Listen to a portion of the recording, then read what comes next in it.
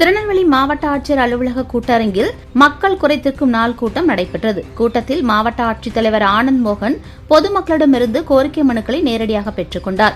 மாவட்டத்தின் பல்வேறு பகுதிகளில் இருந்து வந்த பொதுமக்கள் குடிநீர் வசதி, சாலை மேம்பாடு, முதியோர் உதவித்தொகை, வீட்டுமனை பட்டா, வேலைவாய்ப்பு, மாற்றுத்திறனாளிகள் நலத்திட்ட உதவிகள், குடும்ப அட்டை திருத்தம், கல்வி உதவித்தொகை உள்ளிட்ட பல்வேறு கோரிக்கைகள் தொடர்பாக மனுக்களை அளித்தனர். மக்களின் குறைகளை கவனமாக கேட்டறிந்த மாவட்ட ஆட்சித்தலைவர் சம்பந்தப்பட்ட துறை அலுவலர்களுக்கு மனுக்களை உடனடியாக பரிசீலனை செய்து உரிய நடவடிக்கை எடுக்க அறிவுறுத்தினார்.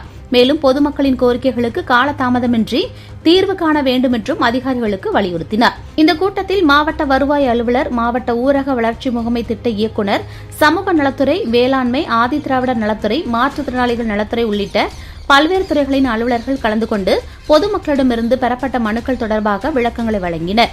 பொதுமக்கள் பலரும் ஆர்வமுடன் பங்கேற்று தங்களது கோரிக்கைகளை பதிவு செய்தனர்.